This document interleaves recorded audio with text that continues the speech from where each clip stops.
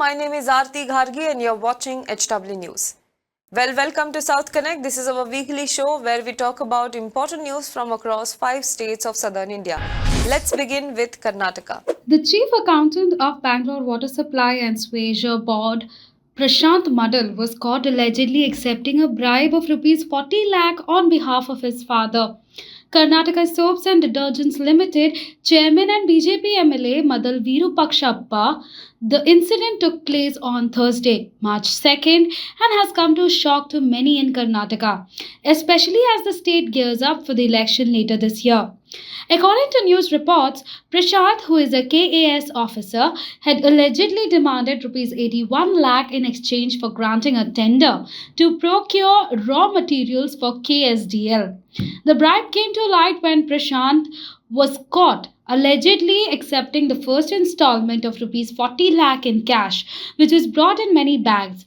Lokayukta officials have received a complaint about the incident and raided the MLA's office where they caught Prashant. The Lokayukta officials have booked both the father and the son in this case.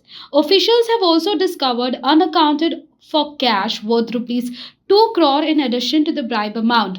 Karnataka BJP MLA Madal Virupakshappa resigned as chairman of the Karnataka Soaps and Detergents Limited thereby on Friday, March 3rd, after his son was arrested while accepting a bribe of rupees 40 lakh from the Lokayukta or anti-corruption body in the state. According to Lokayukta Chief Justice B.S. Patil, the bribe was meant for the MLA and the son was accepting it on his behalf. The raid was organized after a complaint by the person from whom Prashant had demanded the bribe for tender. Following the raids, Congress demanded the resignation of Chief Minister Bhaskar Bommai.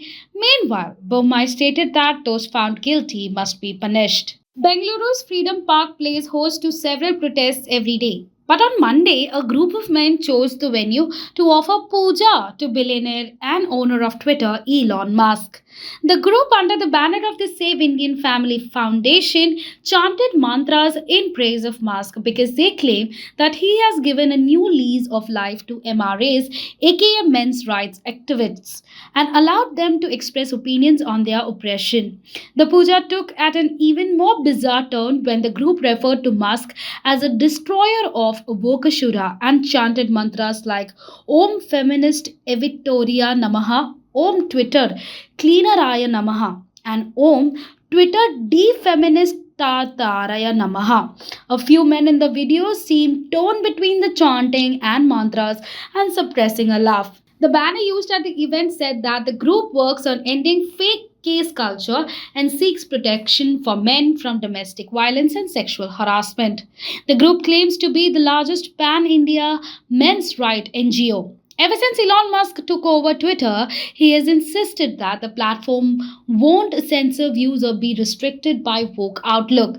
The SIFF website says they fight against the government-sponsored undemocratic social experiment, and one of their stated agendas is to support and guide men who face domestic violence and false cases of dowry harassment under Section 498A of the Indian Penal Code deals with the punishment of the husband or relative of husband of a woman, subjecting her to cruelty.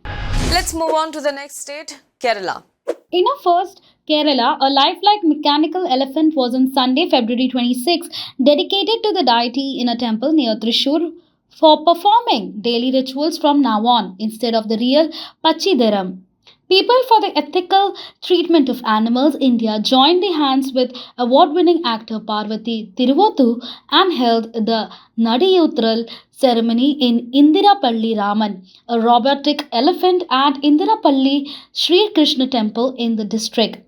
PETA said Raman will help conduct ceremonies at the temple in a safe and cruelty-free manner and thereby support a real elephant's rehabilitation and lives in the forest and end the horror of captivity for them. An inaugural ceremony held was followed by performance by percussion ensemble led by Peruvannam Satishan Marar.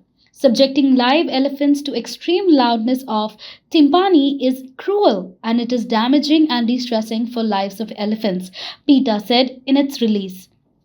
Head priest of the temple, Rajkumar Nambudri, said they were extremely happy and grateful to receive mechanical elephant, which will help them to conduct rituals and festivals in cruelty-free manner, and hope that other shrines also consider replacing live elephants for rituals. PETA claimed most elephants in captivity in the country, including in Kerala, are being held illegally or have been transported to a different state without permission.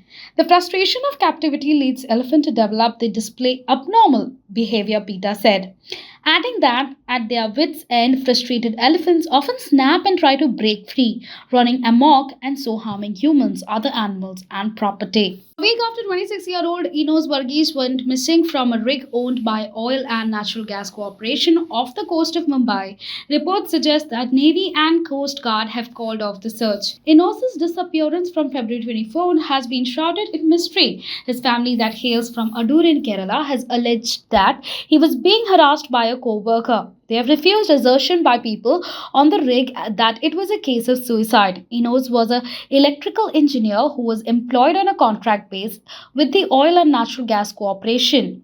He was working with the company based out of Vadodara. He fell off the rig, and according to initial reports, though a safety wheel was thrown at him, Enos could not swim, was unable to catch hold of it.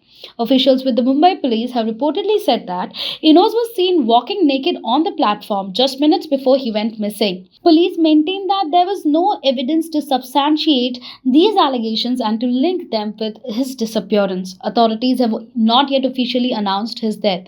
Enos's father, Guy Varghese, who has been campaigning in Mumbai ever since the mishap, told various media organizations that the family had spoken to him few hours before he disappeared. The family had also said that Enos sent a message in Skype to one of his colleagues in Vadodara that he was facing problem at the rig and he would explain in detail once he was back. Enos was supposed to leave for Vadodara on February 25. Enos has also allegedly sent messages to his friends saying his life was in danger. Let's move on to the next state, that is Tamil Nadu. The Tamil Nadu police booked Hindi daily Dainik Bhaskar, a Twitter handle named Tanveer Post, and BJP spokesperson Prashant Patel Umrao under various sections of Indian Penal Code for disinformation and claiming that migrant workers have been fatally attacked in Tamil Nadu. Tripur North Police Station booked an editor of Dainik Bhaskar daily under Section 153A promoting enmity between different groups and 505B intent to cause fear or alarm to the public of the IPC. Meanwhile, Tripur Cyber Crime Police booked Muhammad Tanveer under the same section along with Information Technology Act 56D. The newspaper, based on a phone call with Bihari man in Tamil Nadu, claimed that 15 Biharis had received life threats. A video story accompanying the report showed visuals of altercations between two groups of men. The report stated that nearly 15 Biharis were killed in Tamil Nadu and that people from Bihar were being attacked solely for speaking in Hindi. It also said that Biharis in Tamil Nadu were facing Talibani-style attack in Tamil Nadu. Thoothukudi Central Police booked a case against BJP spokesperson Prashant Patel Umrao for spreading wrong information under IPC Section 153, 153A, 504 and 505. On Saturday, March 4, Umrao was booked for his claim that there has been attacks against Hindi-speaking migrant workers in Tamil Nadu. On March the 2nd, Umrao stated that 15 people were hanged inside a room for speaking Hindi in Tamil Nadu and 12 among them were dead. His tweet received an immense response with more than 14,000 likes and nearly 6,000 reshares. His tweet is one of among the many viral videos, WhatsApp forwards, and fake news that carried the false claim of rampant attacks against migrant workers in Tamil Nadu. The United Nations on Wednesday, March 1, responded to the controversy surrounding representatives from the United States of Kailasa, a country founded by a rape-accused godman Nityananda, speaking at the UN Committee on Economic, Social and Cultural Rights meeting on February 24. The representative from Kailasa also attended another meeting organized by the Committee on the Elimination of Discrimination of Women on February 22. Vivian Kwok, a media officer of the Office of the UN High Commissioner for Human Rights, said that Kailasa's written submission to the CEDW will not be published as it was irrelevant to the topic of discussion in a mail to BBC.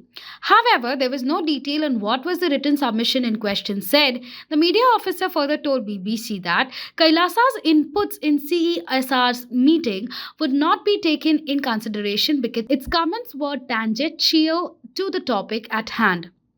At the meeting held on February 24, Kailasa's self-declared permanent ambassador Vijay Priya Nityananda branded the country as the first sovereign state of Hinduism and Nityananda as the supreme pontiff of the Hinduism. She went to claim that Nityananda and the citizens of Kailasa were being persecuted and that Nityananda was not allowed to enter India. Let's move on to the next state, Andhra Pradesh. Journalists who covered a protest march led by members of the Telugu Desam Party against Circle Inspector of Police have been charged with non-bailable offences in Andhra Pradesh, Sri Satya Sai district. The incident that led to the case took place on February 25 in Kadiri, a town in Sri Satya Sai. The town Circle Inspector Tumashetty Madhu allegedly verbally abused a woman TDP councillor at the Sri Kaidari Lakshmi Narasimhaswamy temple. She had questioned CI Madhu and revenue officials about their move to evict shopkeepers near the temple premise ahead of the festival in March. Following this, Telugu Mahila TDP's women wing took out a 50-women march to the CI's house. It was the journalists who was arrived to cover their protest march that found themselves charged with offence under the SC/ST Act and the Indian Penal Code. Journalists and opposition leaders were also beaten with lathis at the protest march. Following the incident, Telugu Mahila leaders wrote to the National Commission for Women urging it to look into the alleged sexism and harassment by Madhu and take appropriate action.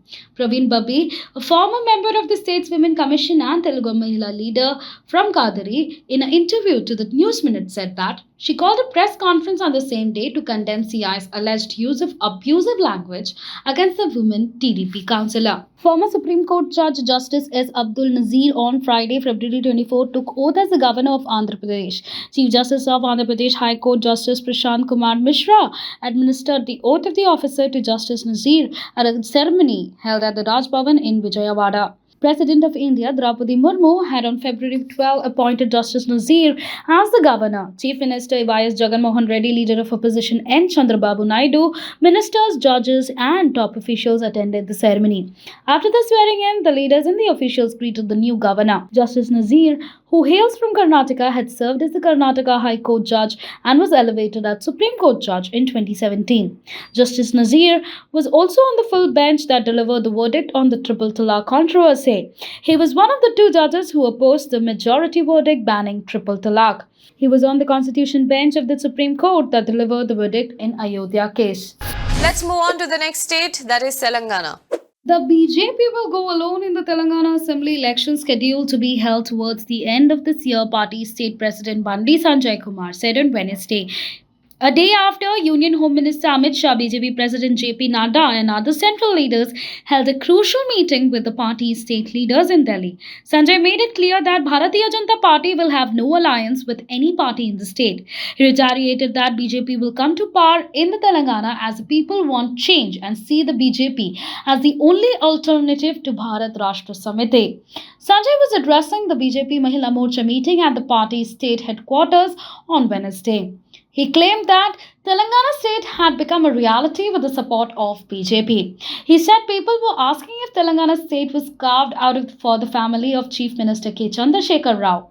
Sanjay, who is also a member of the parliament, dared KCR to come forward for a debate on the development of Telangana under his rule. The BJP leader alleged that the people were surprised over the financial position of the state.